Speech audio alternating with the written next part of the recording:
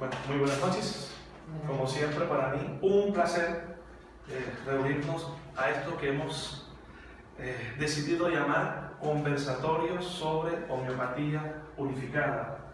Pero el énfasis de estos conversatorios es el estudio de casos clínicos, hacer un análisis profundo de la casuística homeopática que tengamos disponible.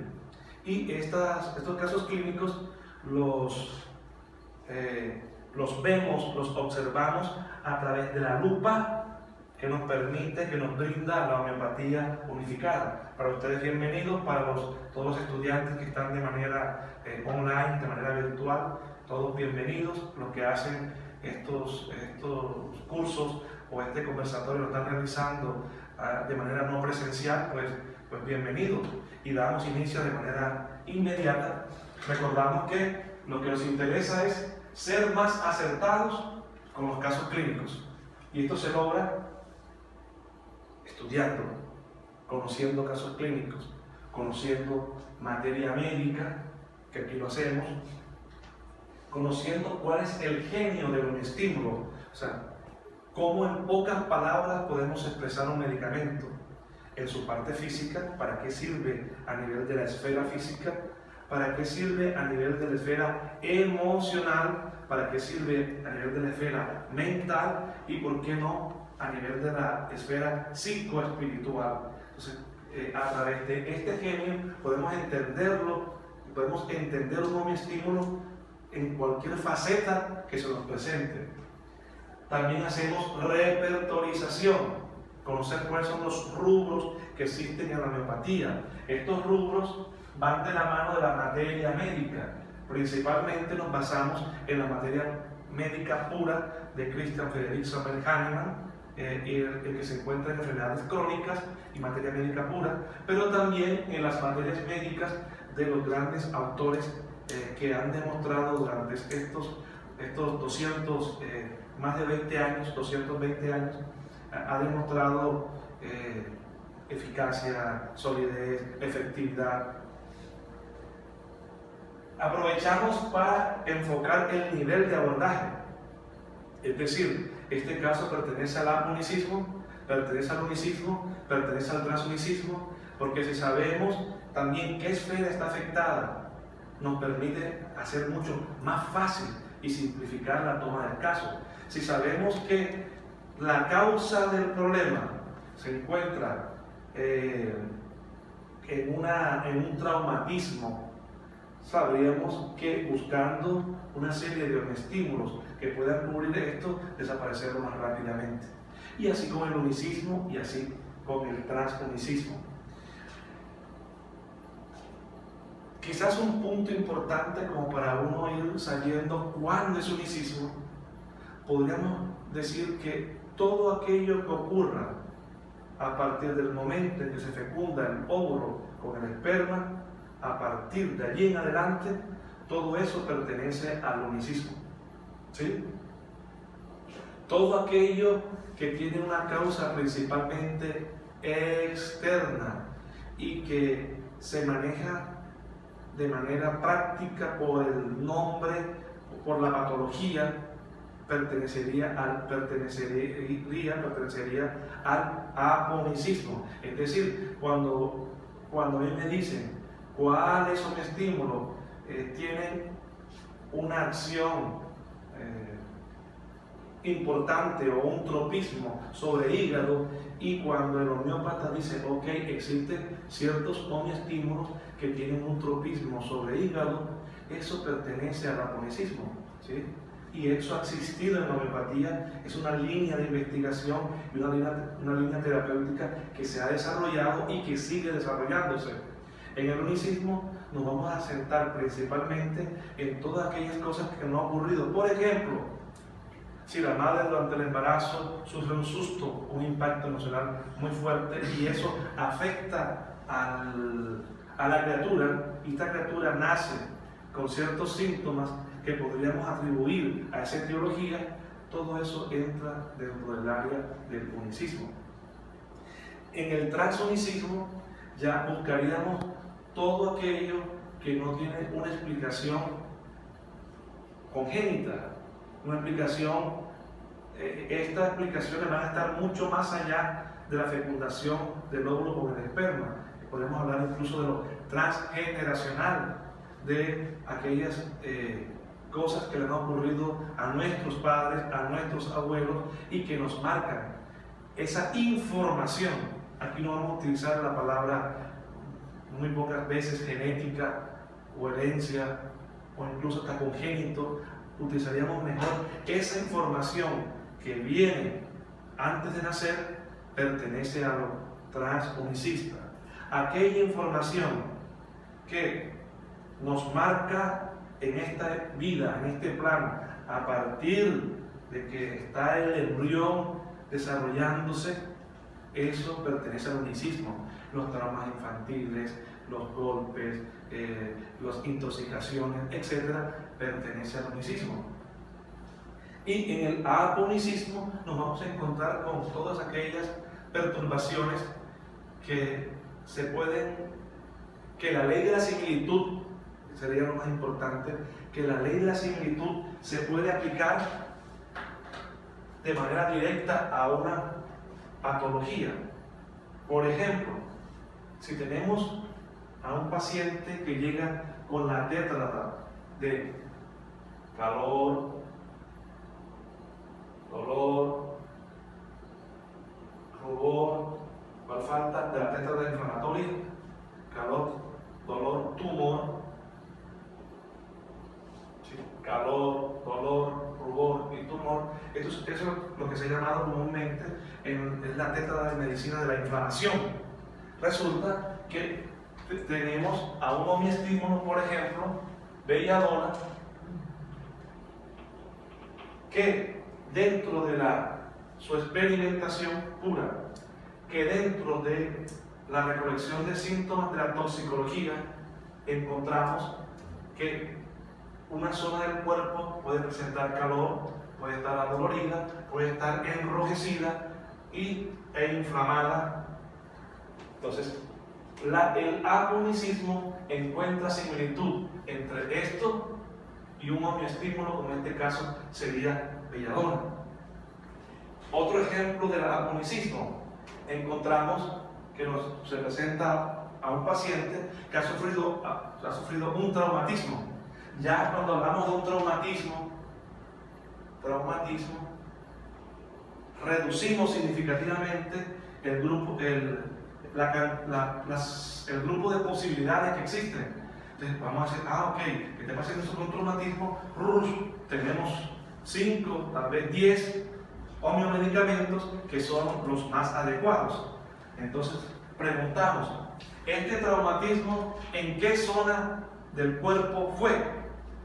No, este traumatismo fue sobre músculos. Entonces, y además se formó un hematoma. Pensamos inmediatamente en ártica montana. Si el traumatismo es sobre hueso, pensamos por ejemplo en sífilis. ¿Sí? Si el traumatismo es sobre el tejido nervioso, ¿sí? Pensamos en hipericum. Entonces, miren cómo la palabra traumatismo, que ya es un diagnóstico, tenemos un diagnóstico prácticamente, sabemos que este paciente sufrió un traumatismo. Ahora la segunda pregunta es, ¿en qué parte del cuerpo? Cuando sabemos en qué parte del cuerpo, o en qué tejido, o en qué órgano, o sobre qué sistema, o sobre qué aparato, inmediatamente nos va a dar un resultado, y este resultado va a ser un homeostímulo. Esto, así, es aponicismo. ¿Sí? ¿Por qué? Porque está centrado de alguna manera sobre la enfermedad, sobre la patología, aunque la patología esté modalizada, pero sigue centrándose sobre la puerta de entrada, es la patología. ¿Qué nos sirve para los traumatismos? Ok, depende si el traumatismo es sobre hueso, si el tejido es sobre el músculo, si es sobre un tendón, un ligamento, si el traumatismo es craneoencefálico, si el traumatismo es en el abdomen, en la pelvis. Este segundo nombre nos va a permitir inmediatamente llegar a un estímulo. Entonces, Traumatismo sobre huesos, sínfito. Traumatismo sobre tejido nervioso, hipérico. También en algunos casos puede ser verde, pero por ahora dejémoslo a un lado. Traumatismo sobre músculos, árnica montana. Un traumatismo cráneoencefálico, principalmente es natrio sulfúrico. Pero este traumatismo cráneoencefálico ahora me produce además convulsiones, cicuta virosa.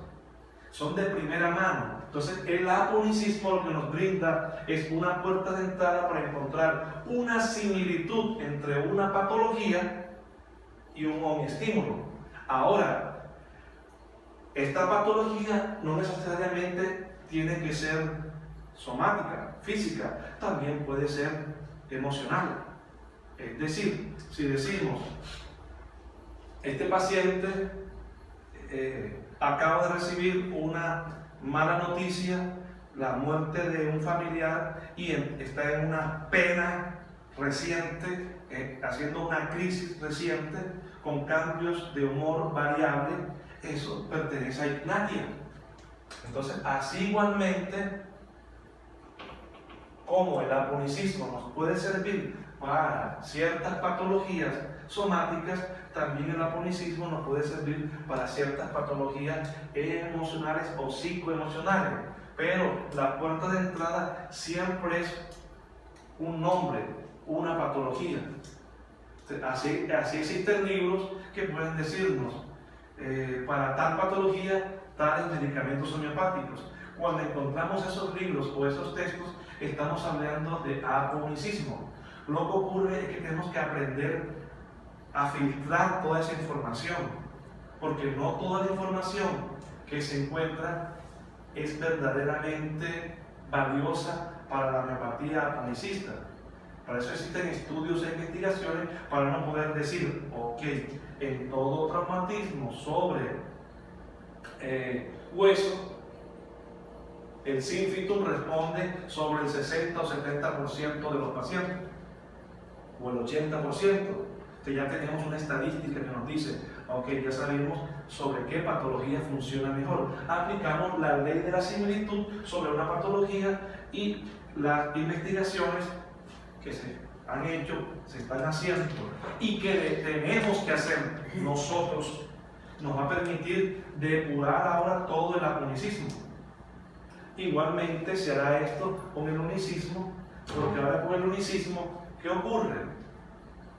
Sobre el unicismo vamos a abordar a todo aquello que nos ocurre en esta vida.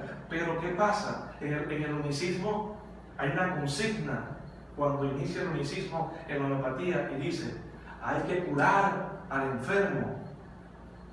El punto del unicismo es la curación del enfermo. Incluso algunos van mucho más allá, lo cual me parece, yo incluso en algunos libros lo escribí, pero posteriormente en la segunda edición lo corregí, porque ellos dicen, hay que curar al enfermo, mas no la enfermedad.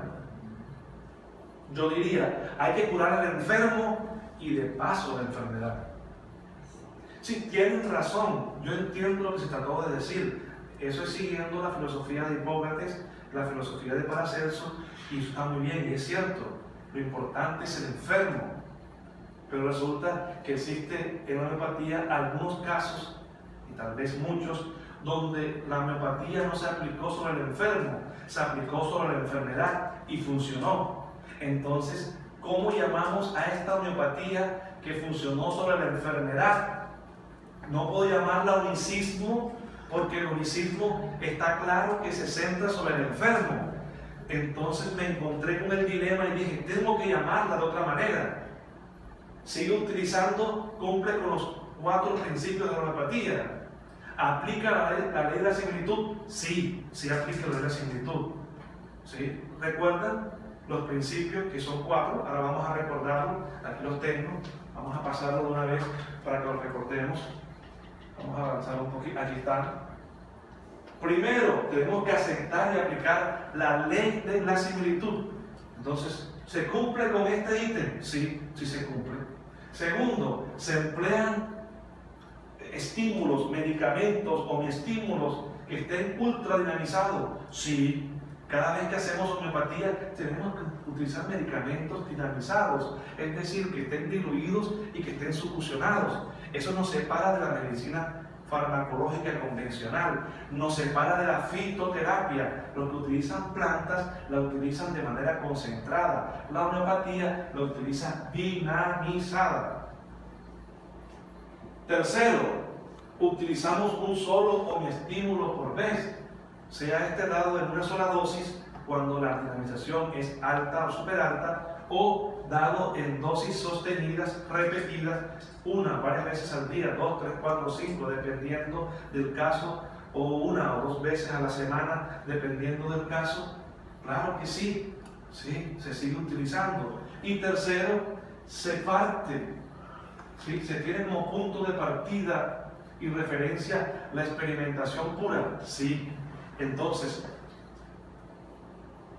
el unicismo, que lo he llamado de esa manera porque me tocó, cuando me encontré dije, ok, tenemos el unicismo que se centra en el enfermo y cumple con estos 4 parámetros.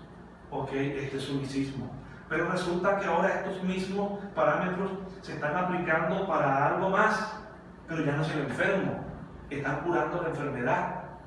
¿Cómo llamo yo ahora a esto que cura la enfermedad? Porque estos señores unicistas están diciendo que ellos atienden al enfermo, pero en la literatura encontramos que muchas escuelas estaban abordando a la enfermedad. Dije, ok, unicismo, le coloqué un prefijo, apo-unicismo, fuera del unicismo, al lado del unicismo. Entonces, sigue siendo homeopatía, pero esta homeopatía es una homeopatía que se centra ahora en la enfermedad, pero que cumple con estos 4 principios, igual que los cumple el unicismo. Pero el unicismo se centra sobre el enfermo y este se centra sobre la enfermedad, sobre la patología, con el nombre. O sea, ambos curan. Cuando tú haces unicismo, curas la enfermedad, pero curas la enfermedad a través del hombre, a través del ser humano, cuando pones en armonía, ¿sí? Ahora, no todas las patologías a las cuales nos hemos enfrentado podemos resolverla abordando por la enfermedad. Algunas, un grupo bien interesante, se pueden resolver, que ahí es donde tuerce la puerca el rabo, como se hizo un dicho popular aquí en Colombia, en los pueblos aquí de Colombia. Cuando el médico convencional atiende a algunos pacientes con ese mismo enfoque de curar la enfermedad, muchas veces se le escapa y no puede resolver el caso. Entonces, cuando ya se le escapa el caso, ahora requiere otro nivel de abordaje diferente. O sea, estas sirven para X nivel y el unicismo sirve también para X nivel, no para un espectro de posibilidades. Hasta aquí va esto, hasta aquí va esto, ¿sí? Pero también, como vimos en los casos que estamos trabajando, y vamos a ver hoy también uno, vamos a encontrarnos que no siempre hay que curar al enfermo y que no siempre hay que curar la enfermedad. Hay que aprender a distinguir cuándo es la enfermedad lo que hay que curar y cuándo es el enfermo lo que hay que curar. Porque eso va a depender de ciertos factores, ciertos criterios que vamos a mostrar y que vamos a ir trabajando poco a poco. ¿Nos vamos entendiendo? ¿Sí? Entonces, esto no es complejo. Al contrario, la homeopatía unificada lo que hace es simplificar toda la tarea. Se vuelve más sencillo el abordaje. Entonces, ya tenemos y sabemos que la homeopatía hahnemanniana es el pilar, pero que de la homeopatía hahnemanniana en todos estos 2 siglos se crearon algo que llamé corriente, una corriente aponicista que se centró en la enfermedad, pero la enfermedad modalizada, individualizada, y funcionó y sigue funcionando, pero no en todos los casos. Se creó una escuela que se centró en el enfermo, ¿sí? Durante estos 200 años se comenzaron a abordar al enfermo y a curar al enfermo, y cuando curaban al enfermo desaparecía la enfermedad, no importa el nombre que tuviera. Claro que sí funcionó y funciona, pero no en todos los casos. También fue surgiendo algo que yo llamé transunicismo. esto de unicismo ya existía, este término ya existía. Yo lo respeté a cabalidad a lo que significaba. Respeté su significado y respeté su significante. Pero tuve que acuñar otros dos términos más para poder explicar aquello que el unicismo no podía explicar. Por ejemplo, en el transunicismo, ahora se busca la causa profunda, o mejor, la causa que nos hace vulnerables a enfermarnos. ¿Por qué? La pregunta del transunicismo es: ¿por qué los seres vivos se enferman? ¿Qué ocurre o qué ocurrió que ahora el ser humano nace con una vulnerabilidad? Entonces existe una vulnerabilidad general, y es decir, del hecho solamente que estamos vivos nos enfermamos, pero existe una vulnerabilidad específica, que es que cada quien se enferma de una manera puntual. ¿Por qué yo me enfermo por acá y tú te enfermas por allá? ¿Por qué en un mismo hogar alguien sufre de diabetes, pero otro sufre de hipertensión arterial y de pronto a otro le da cáncer? Pero si todos estamos conviviendo en el mismo lugar y somos hermanos. Incluso, ¿por qué dos hermanos gemelos criados en una misma casa, con las mismas condiciones, desarrollan patologías totalmente diferentes? Sí, supuestamente todas las variables estarán controladas. Eso se llama la vulnerabilidad específica, y eso es lo que el transunicismo comienza a investigar, plantear y a resolver. Y ha funcionado y funciona, pero no todos los casos son para el transunicismo. Entonces, cada caso nos abre una puerta y una ventana para saber desde dónde abordarlo. Entonces, cuando uno comienza a ver muchos casos, ya uno comienza a resumir todo eso, a simplificarlo. Uno dice: ok, este caso requiere amonicismo, ok, este caso requiere unicismo, este caso requiere transunicismo. Lo que ocurre es que hay un pequeño inconveniente que tenemos que tener en cuenta, y es que casi siempre, por nuestro condicionamiento social, vamos a inclinarnos hacia el unicismo, porque entre comillas se cree que es lo más fácil. Entonces la mayoría de médicos preguntan: ¿y qué me sirve para diabetes? ¿Y qué me sirve para tal cosa? Y el unicismo no siempre tiene la respuesta a eso. Yo tengo que preguntarle: ¿quién es ese diabético? ¿Sí? Para recoger todos los síntomas posibles y poder decidir uno ahora bajo qué corriente se va a abordar. Y eso va a depender de la información que nos brinde el consultante y de la capacidad que tenga el homeólogo, y todavía mucho mejor el homeosofólogo o el homeópata unificado. O sea, ahora se me presenta un paciente, me brinda una cantidad de síntomas, claro, yo tengo que saber tomarlos, y eso lo vamos a ir mostrando, qué es lo que hay que preguntarle al consultante para saber bajo qué nivel no, bajo qué corriente abordarlo. Aquí, para mí, ninguna es más que otra, todas son muy importantes. Lo que ocurre es que cada una nos cubre un espacio bien interesante de la vida del ser humano. Por eso, si ven, al final vuelvo otra vez y recojo las líneas para que ahora surja ahora una unidad unificada. Ya yo no voy a pelear, voy a aceptar cuál es más importante, esta o la otra. No, todas son muy importantes. Hasta allí, ¿cómo vamos? ¿Alguna pregunta? Cuando uno trata al enfermo, está usando homeopatía. Unicista. Sí, señora. Pero al tratar al enfermo, está cobijando A la enfermedad. la enfermedad y está cobijando las posibles causas de esa enfermedad. Claro, pero las causas, el unicismo, sí, señora, estamos de acuerdo. Pero en el principio de la charla de hoy dije: el unicismo cubre todas las causas que inician desde que se fecunda el óvulo con el esperma. Todo lo que ocurre en este plano y en esta vida, cuando se unió esto, toda esa información de aquí para acá es la que ha cubierto el unicismo. Ahora, yo esto no lo estoy inventando. O sea, no soy yo el que ha decidido qué cubre el unicismo, sino que luego de estudiar centenares de casos abordados desde el unicismo, encontré que su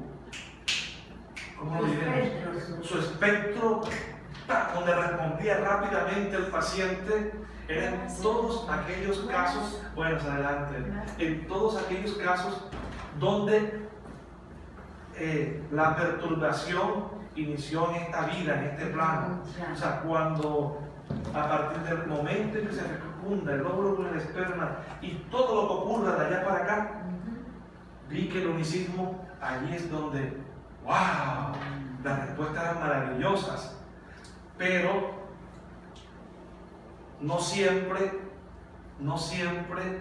encontramos una causa. Bueno, hay dos cositas importantísimas para responder a la pregunta. Resulta que no siempre encontramos una causa del por qué nuestro enfermo está enfermo. Y no es redundancia, porque nuestro enfermo está enfermo. Pero eso no limita a que el unicismo funcione, porque el unicismo también puede tomar casos sin que tenga una etiología clara, y así lo enseñó Hahnemann. Ahora se recogen los síntomas que expresan la perturbación, decía Hahnemann. ¿Qué es una enfermedad? Decía Hahnemann. Es la perturbación de la fuerza vital. Cuando esta fuerza vital se perturba, se manifiesta a través de síntomas y signos. Esos síntomas y signos son recogidos, organizados, y ahora podemos conseguir un estímulo que ponga en orden a esa fuerza vital perturbada. Entonces se puede atender desde la causa, pero también desde la consecuencia. De hecho, Hahnemann era más fenomenológico que causalístico. O sea, cuando uno lee el organón, va a encontrar en la mayoría de ellos enfermedades crónicas que Hahnemann en realidad lo que retoma, por lo menos en una etapa inicial, es todos los síntomas que el consultante presenta, y ahora encuentran un estímulo. Hoy vamos a ver un caso puntualito donde se aplica una homeopatía unicista, pero a veces también se encuentra una etiología. Decía tanto el doctor Ken, James Taylor Ken, que es uno de los grandes unicistas, el doctor Pierre Smith, decía: si encontramos una etiología, tómela, porque allí está el punto de partida. Pero si no está, no hay por qué os preocupáis. ¿Por qué os preocupéis? No hay por qué preocuparse, porque para eso tenemos una riqueza sintomatológica, ¿sí? Ahora, después de eso, nos encontramos de que no todo lo que nos ocurre tiene una explicación en este plano y en esta vida. Resulta que también traemos información antes de nacer, que no voy a llamarla hereditaria ni genética, sino una información que traemos, porque puede ser kármica, puede ser transgeneracional, puede ser, hay autores de la homeopatía que hablan que nuestra evolución, desde el evolucionismo, que cuando evolucionamos nosotros, desde las primeras formas hasta esta forma humana, fueron quedando puntos sin resolver, y que la enfermedad, para algunos autores dentro de la homeopatía dicen que la enfermedad es cuando no somos totalmente humanos y tenemos una parte animal o una parte mineral o una parte vegetal que no hemos terminado como de resolver, y esa parte que no hemos terminado de resolver es lo que nos enferma a nosotros ahora, y que habría que buscar un medicamento del reino mineral si lo que necesitamos es la parte mineral o la parte animal o la parte vegetal. Es también un planteamiento hermoso que vamos a ir viendo. Entonces, en el transunicismo es todo aquello que ocurre antes de que se fecunde el óvulo con el esperma. Todo eso. Eso que le pudo haber pasado a mi madre y a mi padre cuando era joven. Nos encontramos, y eso se ha investigado, nos encontramos con casos, por ejemplo, en que mi abuela fue violada, ¿sí? Y resulta que mi hija ahora viene y de pronto tiene temor a iniciar una relación sentimental con un hombre y no se encuentra por qué, y bueno, en algunos casos que no pertenece a la homeopatía esto, pero lo voy a traer a colación, por ejemplo, o sea, no sé si se encuentra que hay un recuerdo ancestral allí guardado y hasta que eso no se resuelve, hasta no se supera, este paciente no fluye. Entonces, eso no lo había tocado jamás el unicismo, pero surgieron algunos investigadores que hacían homeopatía que comenzaron a interesarse por esos temas. Pero ¿qué pasó? Estos criticaban a estos, estos criticaban a estos. O sea, todos se peleaban entre ellos porque decían, pero es que lo que tú haces no es homeopatía. Y el otro decía, no, yo sé homeopatía, yo me baso en Hahnemann. Y el otro decía, no, pero es que lo que tú haces tampoco es homeopatía. Entonces, todos ellos deben de tener estos 4 criterios. Si los tienen, es homeopatía. Lo que ocurre es que cada uno puede tomar un nivel de similitud diferente. Como les dije, hay algunos que se centran la similitud sobre la enfermedad, es aponicismo. La similitud sobre el enfermo es unicismo. Y la similitud sobre la causa transfísica, o si quieres metafísica, que hace que el hombre sea vulnerable a enfermarse, eso es transunicismo. Pero ellos no lo llamaron de esa manera. En estos 200 años, cada quien investigó, cada quien trabajó, pero cada quien decía, yo soy homeópata. No, yo también soy homeópata. Yo soy homeópata. Sí, pero ¿por qué no se están entendiendo cuando hablan? ¿Por qué tienen que discutir? Y eso fue lo que me llevó a mí a desarrollar algo que se llama homeopatía unificada, donde ahora no hay ninguna lucha. Cada paciente necesita lo que necesite y se acaba el problema. Pero teniendo claro cuáles son los criterios, cuándo abordar, qué dispensación dar, qué nivel abordar, como lo pongo aquí. Miren, este caso es agudo, es crónico. Lo agudo y lo crónico me lleva a dinamizaciones diferentes y abordajes diferentes. ¿Cuáles son las dinamizaciones que se pueden emplear cuando hago aponicismo, o cuando hago unicismo, o cuando hago transunicismo? Eso había un enredo. Entonces, si yo era kentiano, entonces yo iniciaba con un paciente con las 10.000 o las 50.000, yo lo hice, con las 100.000, 200.000, y era un caso agudo y era un traumatismo, un órgano que se llama árnica.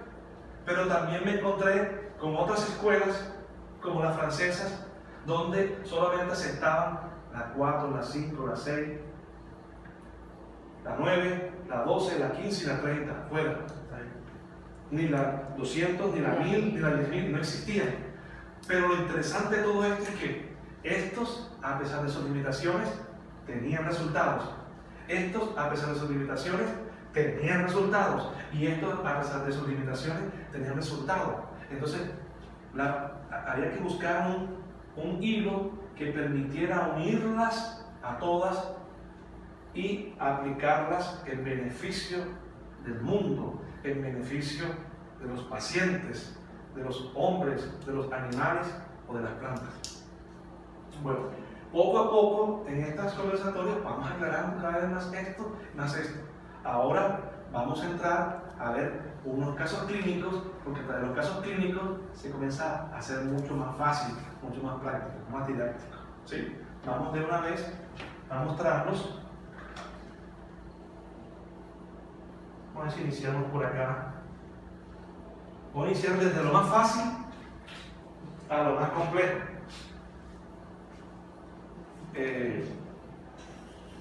Tenemos que puedes ponerse para acá, entonces con toda confianza. El aire acondicionado está bien fuerte, pero sí, no hay ningún problema. Bueno, entonces vamos a ver un caso clínico.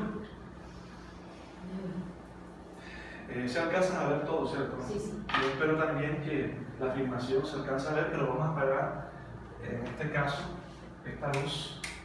Sí, esa es. Dice diarrea postprandial con encopresis. O sea, diarrea después de haber comido, ¿sí? Donde no se puede contener, es involuntaria, no hay control de esfínteres en ese instante. la persona no puede, se transforman incluso en diarreas incoercibles, incontrolables, involuntarias. Este es un caso del doctor J. Fabre, que fue publicado en el Propagador de la Homeopatía. Es un caso publicado en 1910 en la página 207. Esta es la bibliografía de donde fue tomado este caso. Mírenlo, 1910, no fue ayer de antes de ayer. Siempre la homeopatía ha tenido resultados formidables y yo he rescatado, puedo atreverme a decir que miles de casos. Tengo casos de Hahnemann, tengo casos de Wellinghaus, de Allen, de Gattac, de Maciel-Salde, de Sankaran, de Scholten, de Patak y un centenar más de autores, y los organicé. Es decir, esta gente se inclinaba hacia acá, estos doctores tenían una inclinación hacia esta línea, estos hacia esta y estos hacia esta. Cuando uno pone en orden este rompecabezas, todo se facilita, todo se vuelve fácil, todo se vuelve sencillo. Diarrea postprandial con encopresis. La señora L, para respetar el nombre de la paciente, suegra de un profesor de la Facultad de Medicina de Toulouse, consulta porque desde hace varios meses, apenas termina de comer, aparece una urgente e irresistible necesidad de mover el vientre que obliga a la paciente a correr al baño, a donde ella llegó varias veces tarde. No alcanzó a llegar al baño y se defecó, ensuciándose involuntariamente en el camino. Su yerno y los amigos de su yerno, todo el mundo ha intentado vanamente muchos tratamientos para curarla. Sin conseguirlo, el doctor Fabre indicó tal homeoestímulo a la 30CH, 3 dosis el primer día, con el resultado de que en 10 días se curó radicalmente. Comencemos desde aquí a analizar. Primero, es la suegra de un profesor de una facultad prestigiosa de medicina convencional. Entonces, el reto que tuvo el doctor Fabre es importantísimo. Segundo punto, que ya varios médicos intentaron curarle sin ningún resultado positivo. Todo fue vano, no pudieron obtener ningún resultado. Pues un modesto homeópata llegó, con solamente tomar esto que está aquí, decidió cuál fue el homeoestímulo. Eso es homeopatía práctica. Ya aquí, solamente cuando un homeópata que tiene experiencia escucha esto, dice, listo, ok, es fácil. En realidad este es un caso súper fácil para la homeopatía. Con saber qué es encopresis, qué es postprandial, o sea, después de comer, corre inmediatamente porque no puede contenerse las ganas, nos permite llegar a un estímulo. Si saben cuál es, escríbanlo allí, no me lo digan, lo escriben, ustedes también, los que están viéndolo de manera virtual, anótenlo para ver si ese es el que es. Vamos ahora a analizar el caso. De hecho, ya aquí se debería saber cuál es. Si usted es homeópata, usted tiene que saber esto. Si no lo sabe, es porque no conoce suficiente homeopatía, no ha estudiado suficiente homeopatía. Tiene que leer más sobre homeopatía para poder decidir esto.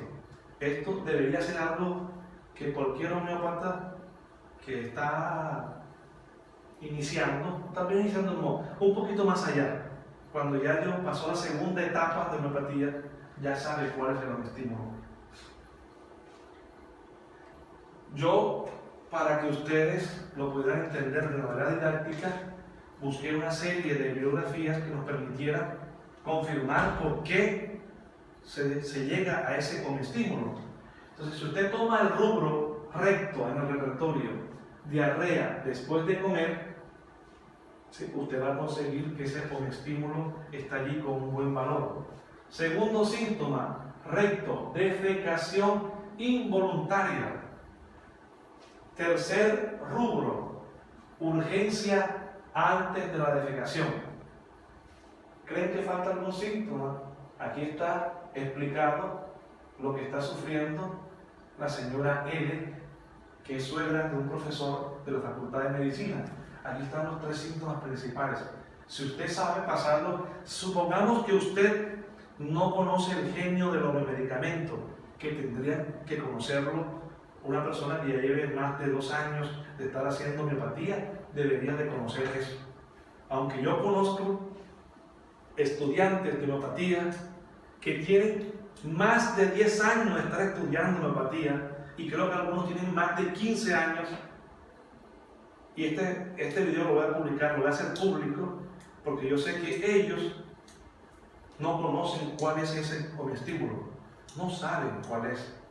Eso indica que no han estudiado la homeopatía que tienen que estudiar.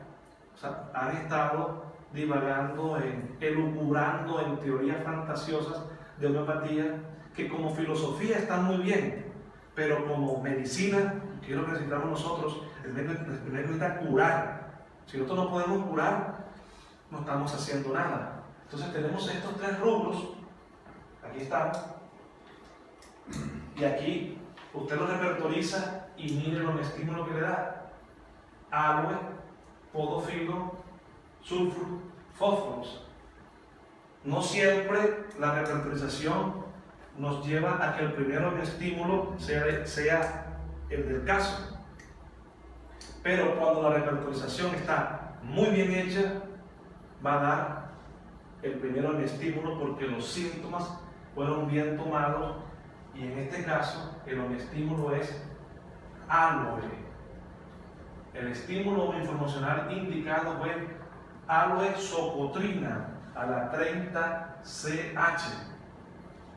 Ahora, ¿por qué sabemos que aloe es?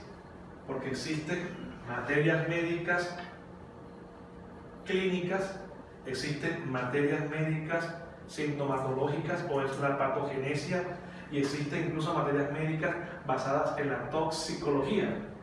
Entonces, fuentes bibliográficas, aquí tengo una: Farmacología y materia médica homeopática del doctor de Márquez y otros. En la página 20 de esta literatura nos dice: una irritación de las mucosas intestinales y del recto con catarro caracterizado por un moco gelatinoso. Estamos hablando de la defecación en forma de mucosidad. Segundo, diarrea imperiosa, nada más haber comido o bebido, ¿sí? Tercero, evacuaciones involuntarias, que pueden ser sólidas o pueden ser líquidas. ¿Oyeron? La defecación, la persona puede defecar sólido o puede defecar líquido. O de moco gelatinoso al expeler gases o al orinar. Solamente con soltar un flaco, un gas, es capaz incluso de defecarse. Duro o diarreico, o líquido, o al orinar. ¿Sí? Además, también lo busqué en un libro que se llama Keynote, que fue escrito por el doctor Allen, y en la página 27 se lo traje. Este es el libro de los Keynote. ¿Se acuerdan que yo les hablé de Keynote en otro conversatorio? Vamos a ver qué dice la página 27. Buscamos la página 27 y aquí está aloe socotrina, y nos vemos que dice en la página 27: sistema gastrointestinal, diarrea que tiene que apurarse para ir al baño inmediatamente después de comer y beber, con falta de confianza en el esfínter anal, lo saca de la cama temprano incluso. Después dice: cuando expulsa flatus, sensación como si las heces salieran por los flatos. Dice también más adelante: cólico, dolor cortante, pero lo importante aquí es donde nos dice, bueno, sí, dolor cortante, agarrante en la porción inferior derecha del abdomen, antes y durante la defecación. Todos los dolores cesan después de orar, después de defecar, dejando sudor profuso y debilidad extrema. ¿Sí? Entonces, miren esto hermoso. Heces sólidas y masas de mucosidad que pasan involuntariamente. De eso que estamos hablando. Ahora, para reafirmar mucho más todo esto, miren esta fuente bibliográfica. Dice, los medicamentos más usuales de la materia médica homeopática, escrita por quién? Por su servidor, Helmut Medina. Esta materia médica, esta la publiqué en el año 2011. Dice, ver el síntoma 18 y el síntoma 19. Entonces, usted se abre, esto es bien bonito porque esta materia médica le permite que usted vaya directo. Entonces, en la página 18 y 19, aquí está, página 18 y 19, de esta materia médica homeopática que escribí hace muchos años, usted encuentra, miren esto bonito, en el síntoma 18, se los voy a leer: ruidos en el vientre después de cenar. Eso lo dijo Ken. Con plenitud, pesadez, distensión y borborismo que se escuchan a distancia. Peor antes de mover el vientre, parece que fuera a estallar. Gran flatulencia que presiona hacia abajo con emisión de flatos, calientes, ruidosos, ardientes, ofensivos.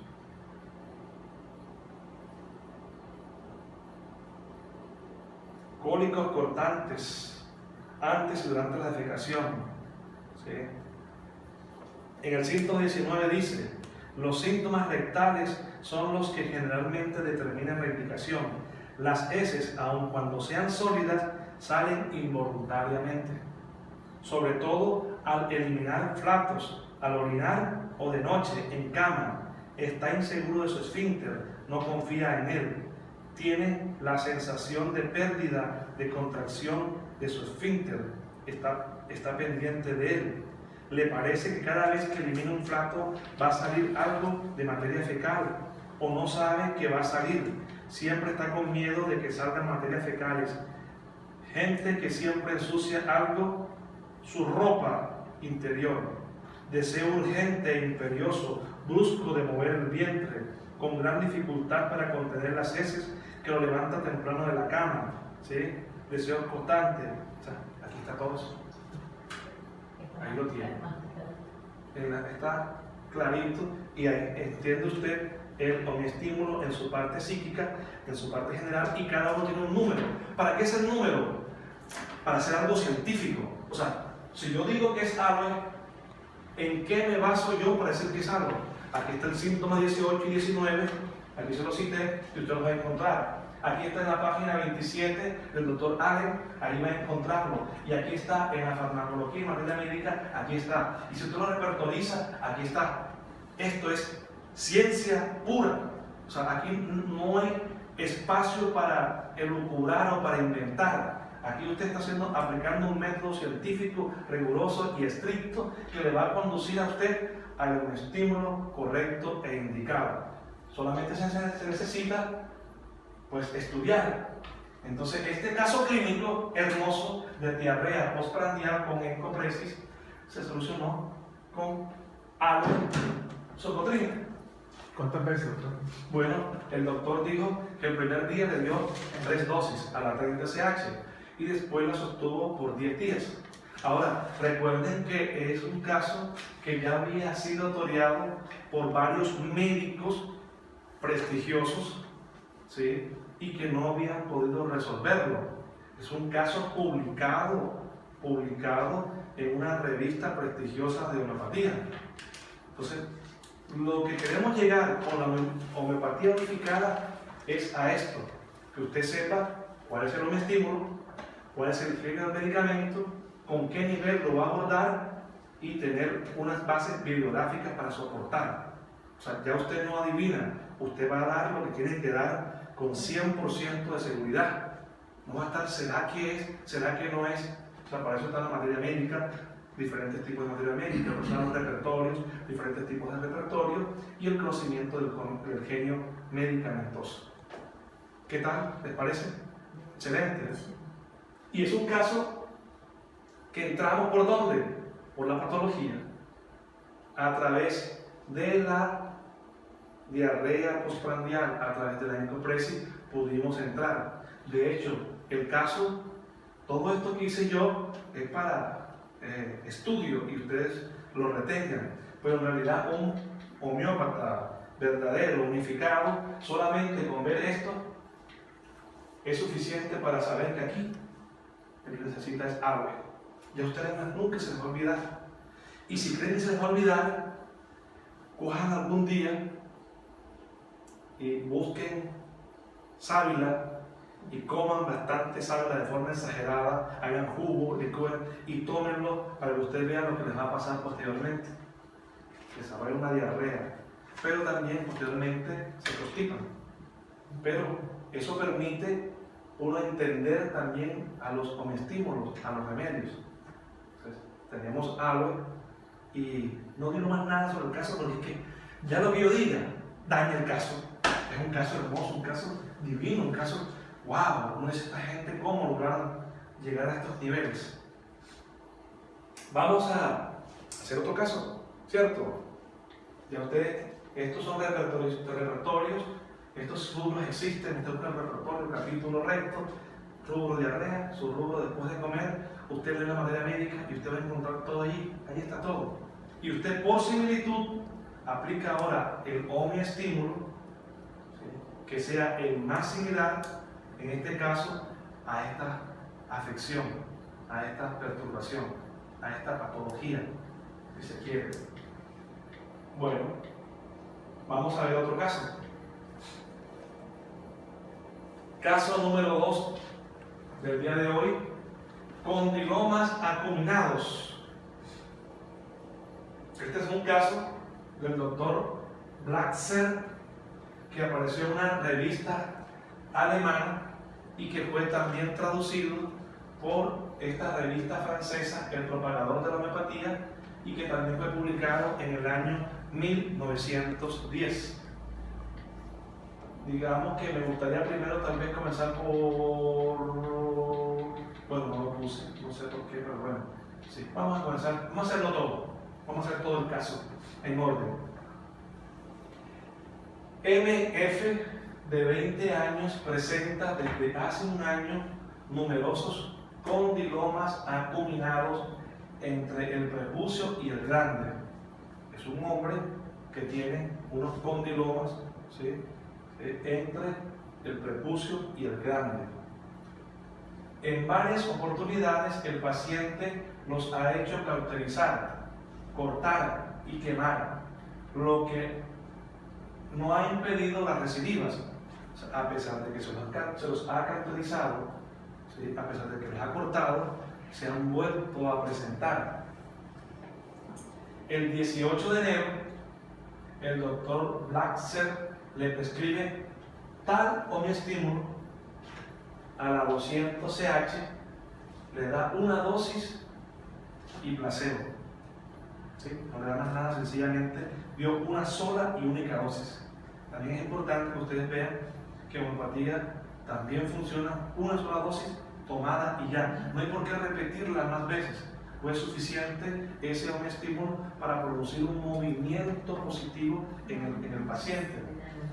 Entonces, dio la 200 CH y placebo. Con esto del placebo hay que ser muy cuidadosos, porque se pueden meter en problemas graves, porque se podría tomar como algo fraudulento, como algo ilegal, como una estafa lo que se está dando. Pero en este caso lo traemos para, no he cambiado ninguna palabra para poder entenderlo desde la belleza de este caso. 2 días después de haber suministrado este homeoestímulo, los condilomas han disminuido totalmente. Se sigue con placebo. El 3 de febrero los condilomas han desaparecido totalmente. Estamos hablando de 2, 12, en unos 15 días aproximadamente. Exactamente desaparecieron los condilomas que tenía el señor MF en el pene. Pero vamos a recordar un poquito de qué es un condiloma acuminado. Un condiloma acuminado es una enfermedad, así se llama, que es vírica. Hasta que no se demuestre lo contrario, diremos que es vírica, aunque hay unas explicaciones mucho más profundas, como las que proporciona el doctor Hammer, pero para el caso de hoy dejaremos como enfermedad vírica, o sea, viral, de la piel, caracterizada por el crecimiento de una o varias verrugas blandas en los genitales o en la región anal. ¿Qué otros nombres tiene? Condiloma acuminata, verrugas en el pene, verrugas venéreas, el virus del papiloma humano, el BPH, el CIE10 tiene una clasificación, el CIE9 lo clasifica aquí, el CIE10 lo clasifica acá, el A63.0. Este es un pene, ¿sí? Estas son imágenes solamente como ilustración, no es el caso real, pero para que veamos algunos condilomas, ¿sí? Que están aquí en la cabeza del pene, prepucio, en el glande. ¿Cuál es el tratamiento recomendado convencionalmente? Los tratamientos tópicos para erradicar la lesión incluyen el ácido trifluoroacético, el podofilino, nitrógeno líquido. Los tratamientos quirúrgicos incluyen crioterapia, electrocauterización, terapia con láser, incisión quirúrgica. Se debe hacer un control a las pocas semanas de terminar el tratamiento. Después es suficiente con un autoexamen, a no ser que empiecen a aparecer verrugas nuevamente. Esta es la fuente, donde la tomé de tanto tuotromédico.com. De allí tomé tanto la imagen como este texto. Ahora, ¿cómo sabemos? Aquí se supone que ya ustedes saben cuál es el estímulo. Y ustedes anótenlo allí. Este sí es papayita, este sí es facilito, este sí es fácil. Pero no siempre lo fácil, a veces creemos que es fácil y a veces podemos equivocarnos. A veces uno cree, no, siempre es tal, y ese siempre puede que no sea en una u otra oportunidad. Por eso, la homeopatía unificada es científica. Es decir, tengo que buscar, argumentar y tener un soporte bibliográfico para saber cuál es el estímulo correcto. Entonces, busqué ciertos síntomas que existen en un repertorio como condilomas genitales masculinos, condilomas en el pene, genitales masculinos, pene, prepucio, condilomas. Eso más o menos resume lo que estamos mostrando en el caso clínico. Esta repertorización nos lleva a un estímulo, en primer puesto tuja, en segundo puesto cinnabaris y en tercer puesto nitricum ácido.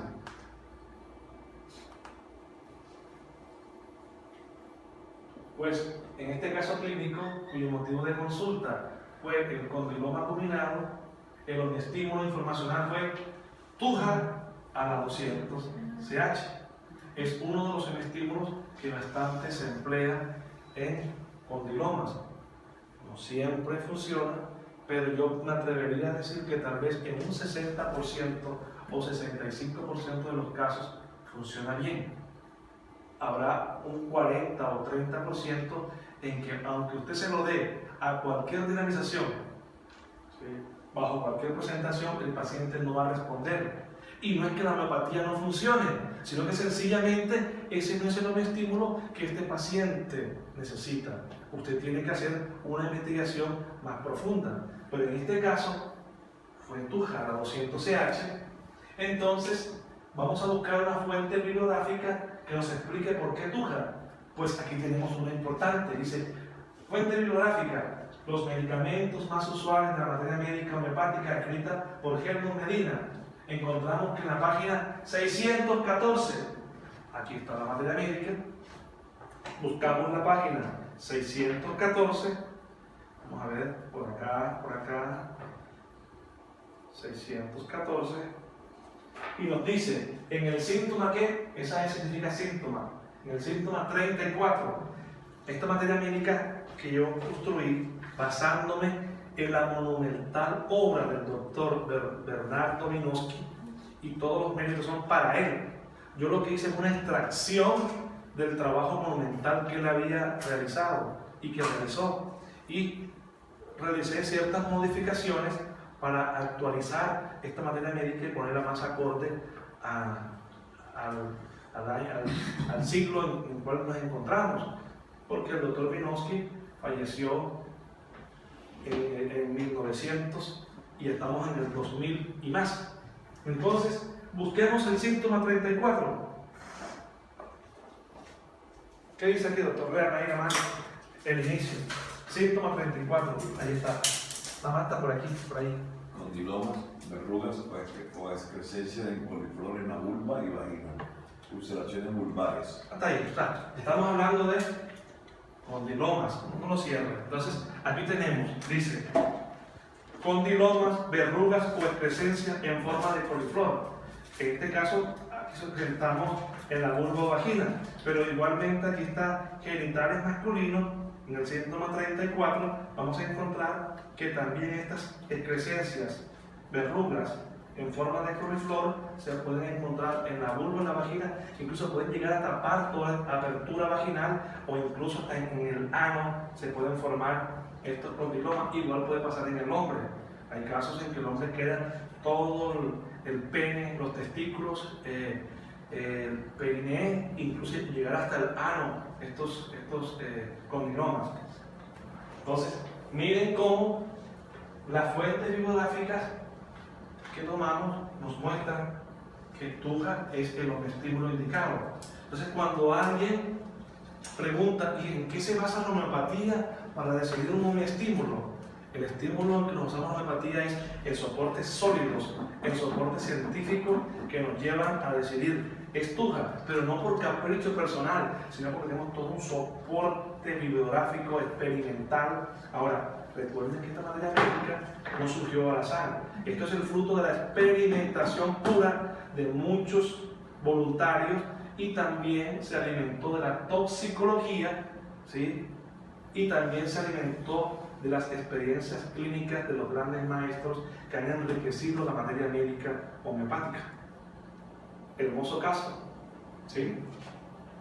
Ustedes igualmente, si ustedes buscan en otra materia médica, o en los Keinot, o en cualquier otra materia médica, van a encontrar también el uso de tuja, porque es bastante práctico tuja para aplicarlo en los casos de los condilomas. ¿Qué creen? ¿Qué tipo de homeopatía hicimos aquí? ¿Unicista, transunicista o aponicista? Aponicista. ¿En qué nos centramos? En una patología. Aquí no investigamos ningún síntoma del enfermo, investigamos los síntomas de la enfermedad, los repertorizamos y llegamos a un estímulo. Pero ¿qué les parece si ahora vamos a ver un caso importantísimo donde solamente se centra en el enfermo, para que ustedes vean la diferencia? Van a ver uno bien berraco, sentado exclusivamente en el enfermo. Yo creo que este caso que voy a mostrarlo ahorita lo voy a trabajar en mi libro, porque veo que es tan hermoso que permite entender al enfermo. Vamos a verlo de inmediato.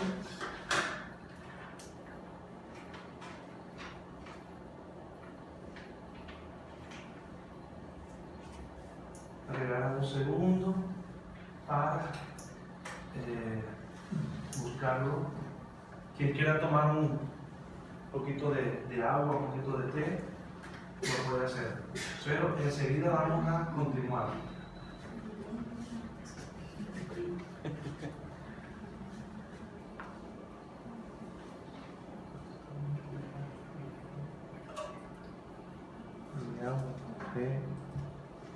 En este caso que vamos a trabajar ahora es un caso que vamos a ver desde la perspectiva de la homeopatía unicista. Bueno, ya les soplé una parte. Esa parte tenían ustedes que descifrarla. Llegar a decir, ok, ¿es unicismo, o es apunicismo o es transunicismo?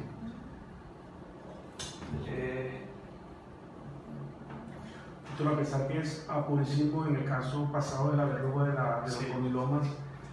En este caso el doctor utilizó una dosis alta, la Claro. CH. Sí. Es que el apunicismo usted puede trabajar hasta la 1000 CH. Sí. Dosis única, ¿verdad? Sí. En este No caso, se dosis única. única. Incluso si ven que el paciente comienza a responder, pero no termina de curarse, usted puede repetirlo, a veces hasta una vez por semana. El doctor Bollinghaus, que fue uno de los más grandes homeópatas que ha existido, trabajaba a 200 hasta diaria, hasta que el paciente respondía. Claro, que él tenía toda una metodología y Bollinghaus era unicista más que apunicista, pero él tenía toda una metodología y él tenía claro por qué trabajaba con la 200. De hecho, él iniciaba todo el tratamiento con la 200 CH, pero era tanto la clínica que él tenía que no le preocupaba que un paciente se intensificaran los síntomas, no le preocupaba nada porque tanta experiencia que él tenía, él sabía cómo manejarlo. Entonces, nosotros que vamos en este camino, yo siempre digo a los pacientes, entre menos es más. No me estímulo, espere, mire cómo responde, mire que el paciente a los 3 días ya había comenzado a mejorar. Y hay una ley en la homeopatía y es que en cuanto comienza la mejoría, usted no puede seguir con la misma frecuencia. Si usted comenzó una mejoría significativa, usted espere un momento y deje que el proceso avance. En este caso, para que el paciente no se desesperara, por eso está el placebo. El paciente está tomando globulitos inertes o gotas sin nada, porque de pronto el paciente está acostumbrado a la metodología alopática donde tiene que tomar 4 o 5 pastillas cada 4 horas. Entonces el paciente dice, no doctor, pero si no me curaron a mí cauterizando, usted me va a curar con 10 goticas puestas en la boca y ya. Pues sí, son gente de poca fe, que aunque aquí la fe, con fe o sin fe, la homeopatía funciona. Tanto es así que si usted da un medicamento puesto en un vaso de agua sin que la persona sepa, va a funcionar. O si se lo pone en el jugo, igual va a funcionar. Si se lo da a un bebé, funciona. Si se lo da a un animalito, funciona. Si se lo pone a una planta, funciona. Entonces, cuando yo digo hombre de poca fe, lo que trato de decir es que, oye, la gente todavía cree que es necesaria una cantidad inmensa de medicamentos para que el paciente responda. No, con pequeñas dosis. Eso es lo que ha demostrado la homeopatía durante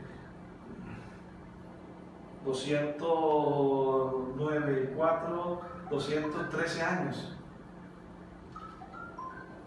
223 años, perdón, que tiene la homeopatía.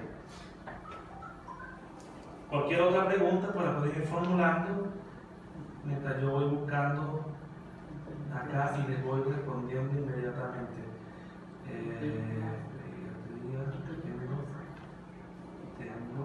Y vamos a trabajarlo.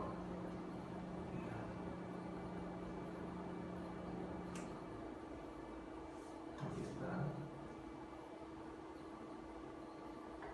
Este es un caso hermoso. Para mí todos los casos son hermosos, pero hay unos más hermosos que los más hermosos. Es un caso típico de psoriasis, nada más y nada menos que una psoriasis, que es una piedra en el zapato de los dermatólogos, de los inmunólogos, de todos los médicos y terapeutas incluso alternativos. No es cualquier Juan de los Palotes el que va a trabajar en un caso de psoriasis y lo va a lograr curar. E incluso son pocos los que hasta por accidente lograrían curarlo.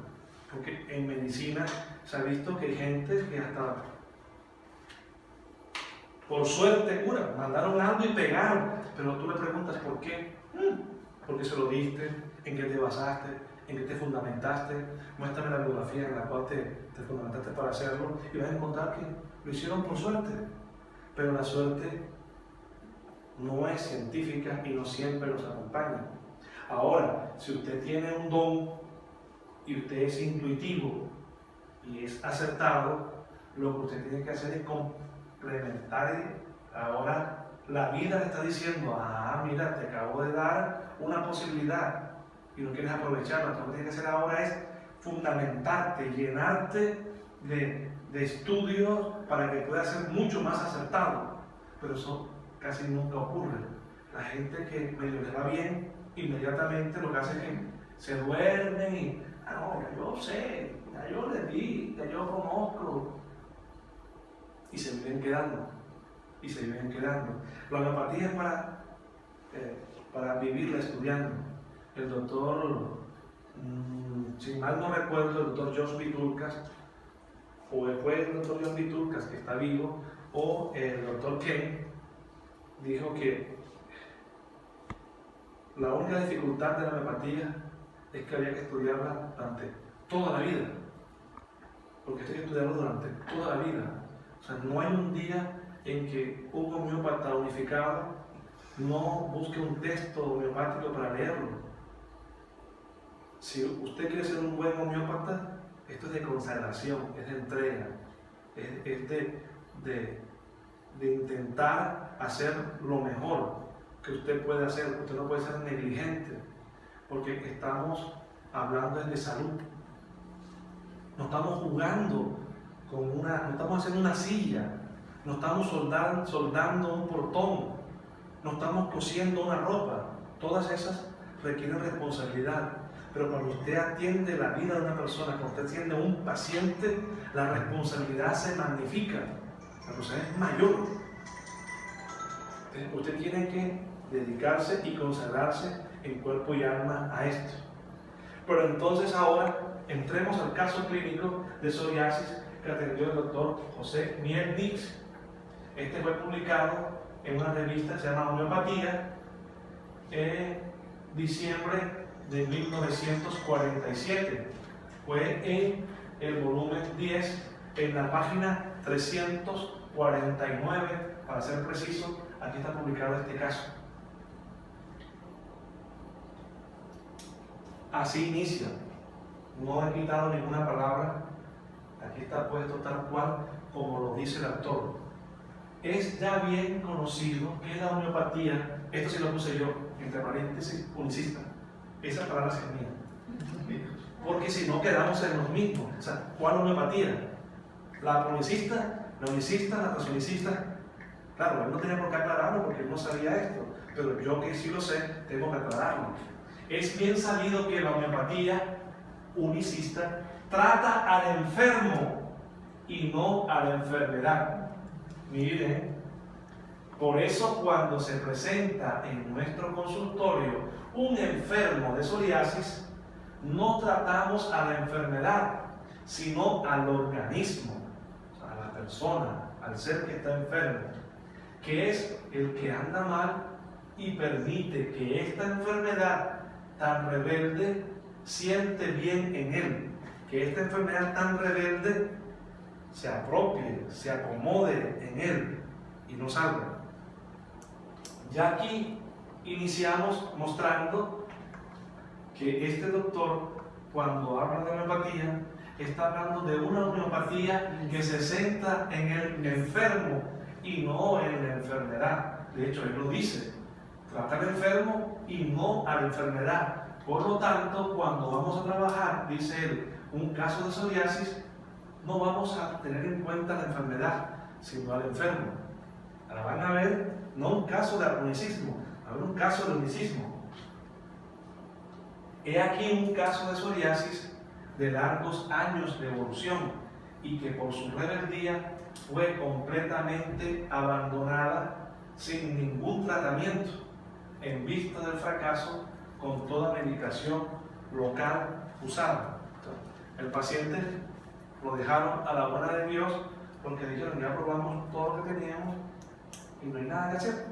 Eso es muy común escucharlo uno en las consultas cuando uno trabaja medicina homeopática. Incluso en todas las medicinas y terapias alternativas, eso uno tiende a escucharlo. Pero como lo mío es la homeopatía unificada, yo la escucho todos los días, varias veces al día.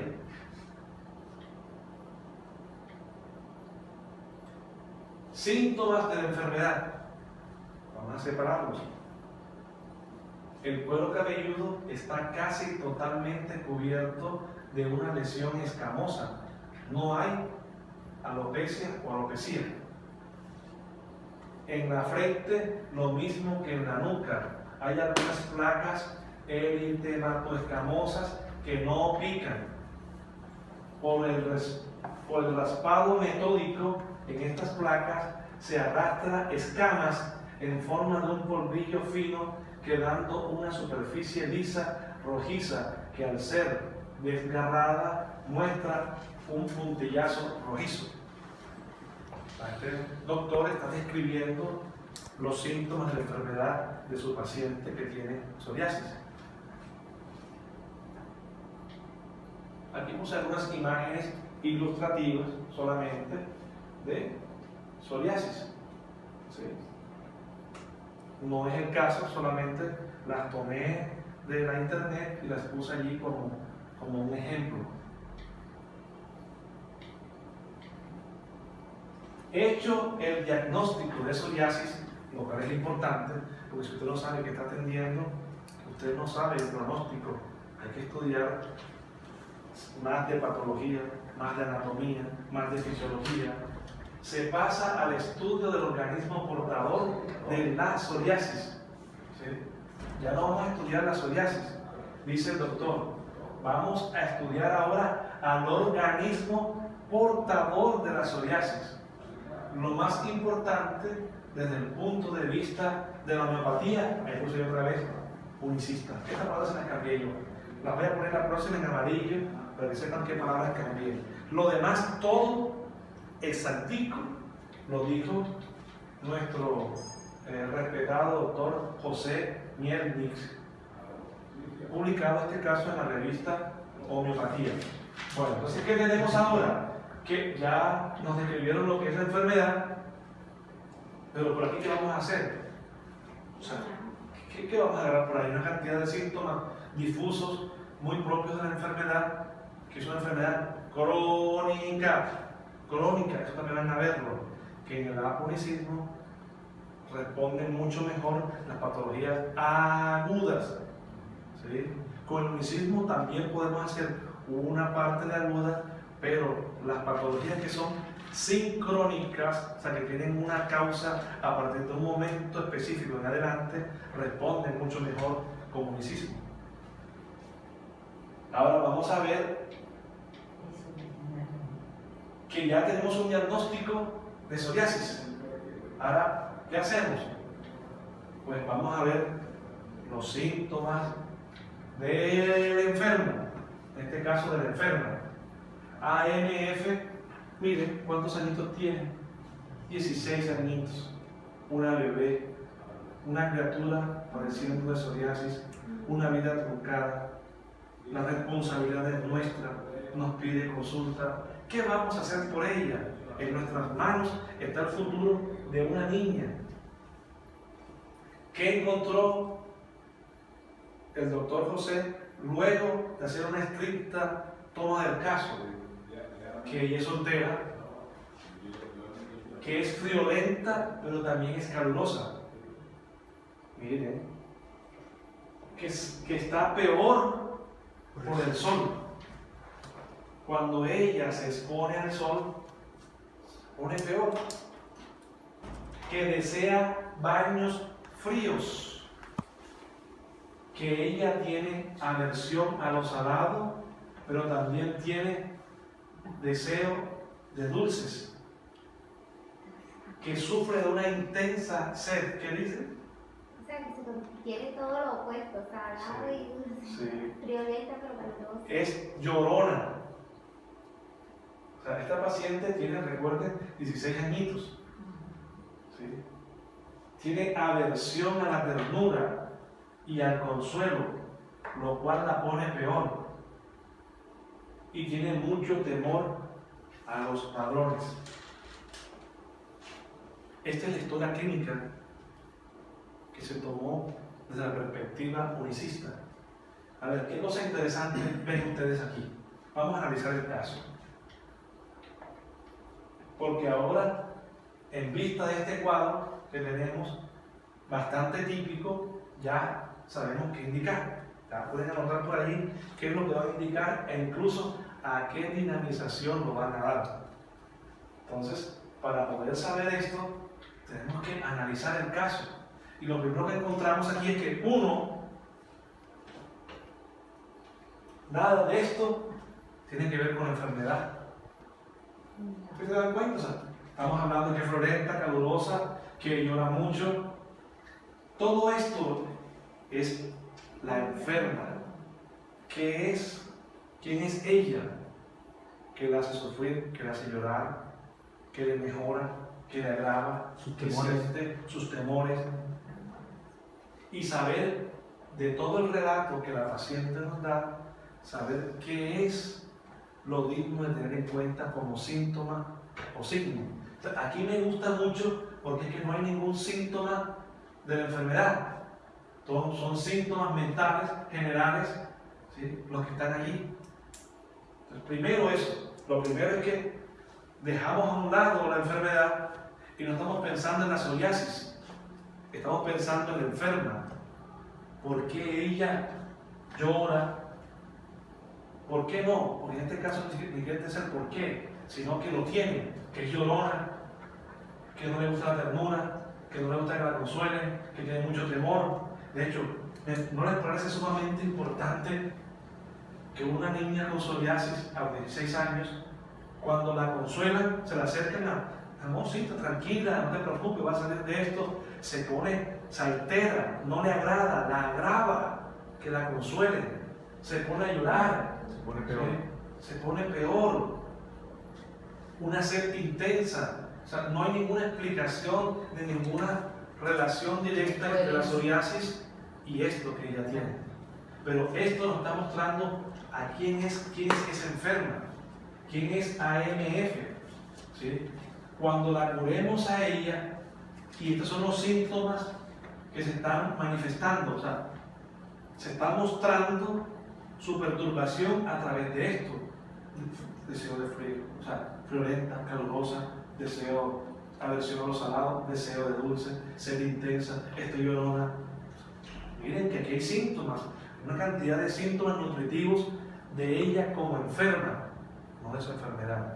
Por lo tanto, nosotros tenemos que recurrir el nivel de abordaje, ¿cuál será? ¿Transonicismo, unicismo o apunicismo? Es unicismo, porque vamos a entender a ella Enferma. como enferma, no tenemos más nada, es todo lo que tenemos. ¿Y qué dice el unicismo? Hay que curar al enfermo. Enfermo. ¿Qué dice el apunicismo? Hay que curar la enfermedad. Entonces, vamos a ver cuáles síntomas son dignos de tener en cuenta. Uno, para mí importantísimo, el consuelo la agrava. Esa niña de la consuelan y se pone mal.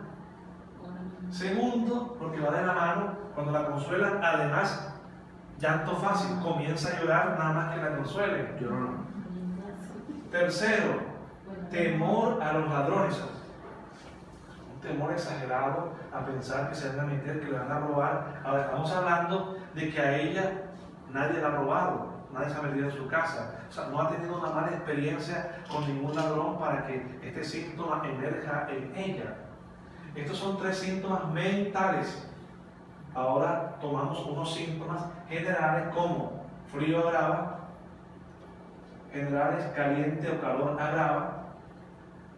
También importantísimo, exposición al sol le agrava, su estado. No necesariamente tiene que ser su psoriasis la que agrava por el sol. Puede ser su estado general, se pone más llorona, se pone más malhumorada. Sed inextinguible. O sea, no estamos hablando de que tomó un vasito y ya. Cuando en homeopatía tomamos sed inextinguible es porque una persona que en el día se está tomando 7, 8, 10, 15, 20 vasos de agua, toma y queda con sed y vuelve a tomar y así toma 3, 4 vasos, descansa. Debe ser algo significativo. No es que me tomo, no, sí doctor, yo sufro mucha sed, sí.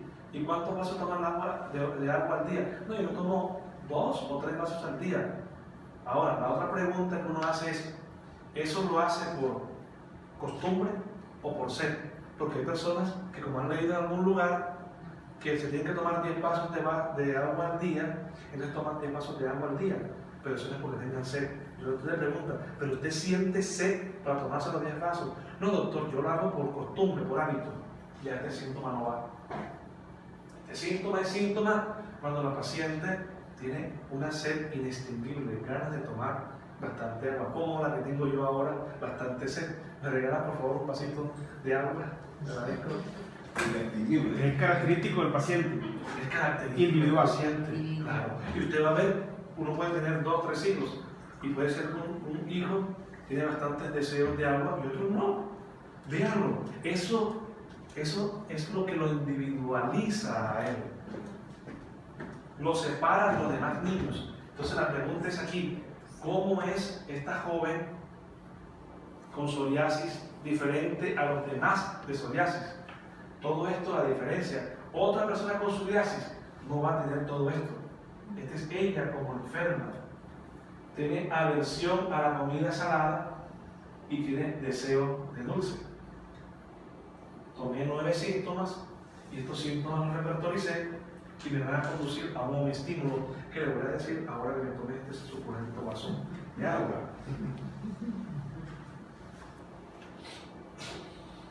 Para esto también hay que conocer un poco de semiología homeopática, de saber qué significa cada síntoma de estos, cuándo tomar cada síntoma. Eso es lo importante también de formarse y prepararse en cada una de las corrientes homeopáticas que existen. Entonces veamos lo tan anhelado y esperado. ¿Ya notaron? Anoten sus estímulos. Allá también, los que nos están viendo, anoten a ver si conocen verdaderamente cuál es este estímulo.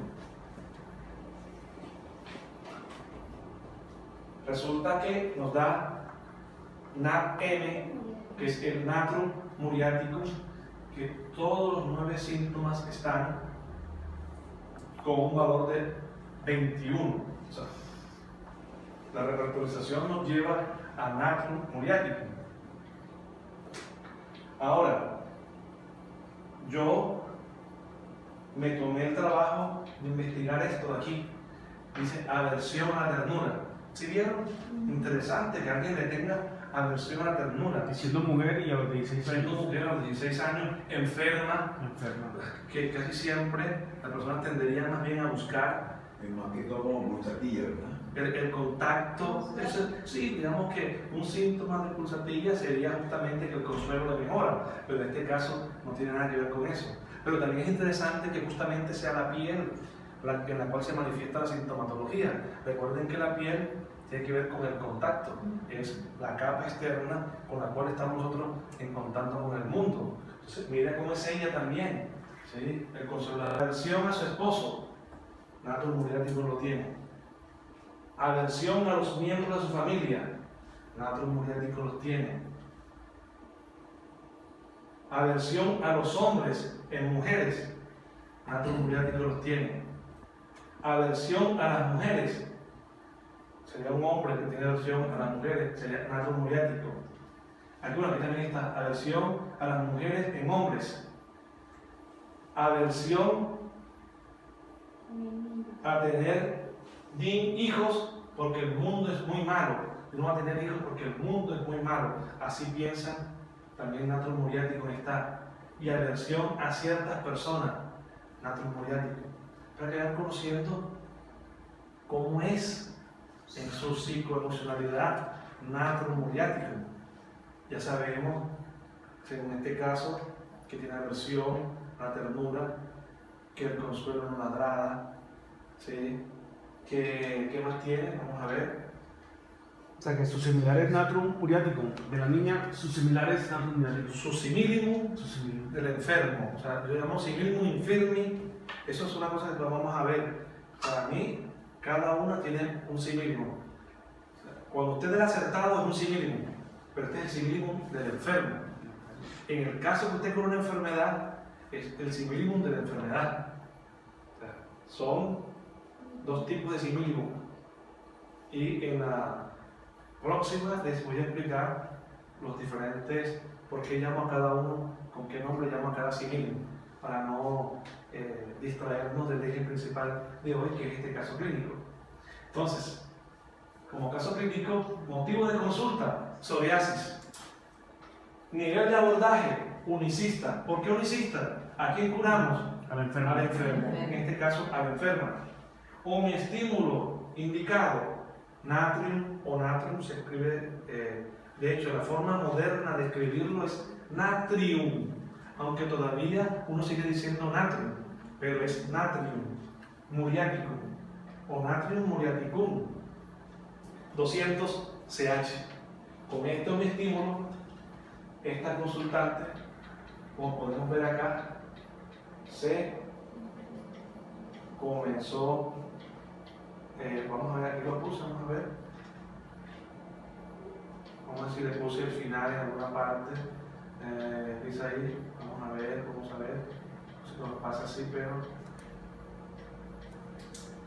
evolución, esta parte. ¿Qué pasó con ella? Vuelve a los 15 días después, muy mejorada. Ha desaparecido las placas de la frente que tanto la afeaban. Ella tenía su frente llena de placas y se sentía muy mal con eso. Vuelve 20 días más tarde, o sea, 15 y 20, casi ya no queda rastro de la enfermedad. La enferma dice, este es un milagro. Y el paciente se sostuvo así durante muchos años, porque algunos pueden decir, no, de pronto fue que la enfermedad recibió, o mejor se volvió latente, y no, el paciente, luego del control que le hicieron casi 7 años después, no había aparecido la enfermedad. O sea que su aversión lo manifestaba a través de la piel con la psoriasis, Claro. a la ternura. Claro, y lo más seguro, o lo seguro es que no solamente se mejoró de su psoriasis, sino que ella mejoró, La parte o sea, mental y emocional. comenzó a ser más tolerante, a tener menos aversiones, a aceptar más el contacto con otras personas, a ser menos resentida, a ser menos llorona, sus temores disminuyen. Eso se logra hacer con el similum del enfermo. Mejora ella como enferma. O sea, su sintomatología que se tuvo en cuenta va a disminuirse y en algunos casos a desaparecer por completo. Y uno siente, y las personas con las cuales vive dicen, pero es que esta persona es diferente, es otra persona, ya no era la joven de hace 6 meses o hace 3 meses o hace un año. Está cambiada, pero cambiada para positivo, porque hemos quitado del camino una cantidad de informaciones que estaban allí rondando y que a ella no la dejaban ser, no la dejaban florecer, no la dejaban que germinara. O sea, ella se veía obstaculizada por una cantidad de informaciones, de unas manchas, hablando metafóricamente, que empañaban el cristal. Su cristal estaba en información. Eso sucede mucho cuando tienen problemas de vitiligo también. Sí, ¿no? Y con muchos tipos de patologías, pero en el vitiligo hay un componente diferente.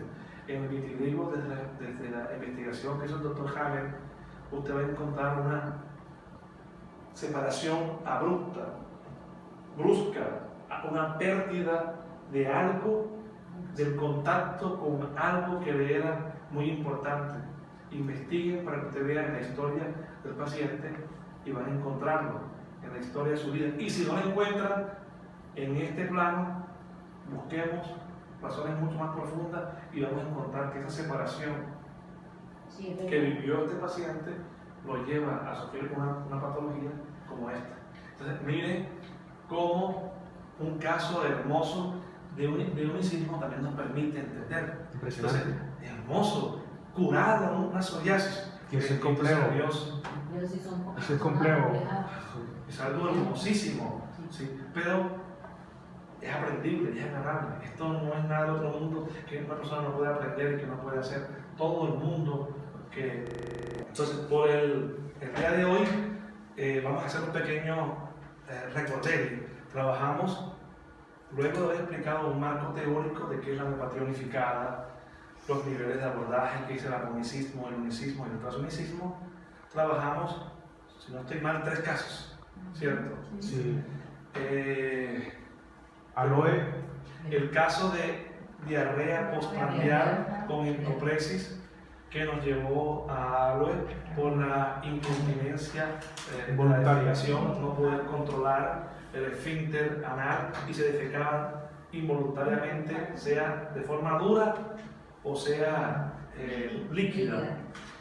El segundo caso fue tuja, condiloma. el de condilomas acuminados, donde sabiendo la patología nos llevó directamente a un medicamento, pero nosotros hicimos el ejercicio para entender por qué, mostramos bibliografía que soportara el por qué en cada uno de los casos, para poder hablar de cada uno de estos casos que tomamos. Y el tercero fue este caso de psoriasis que nos llevó a un estímulo que se llama natrio muriático, que es un caso que se debe abordar con el nivel de unicismo. En esta materia médica, ustedes buscan a natrio muriático o natrio muriaticum o natrium muriaticum y miren lo que dice. En la página número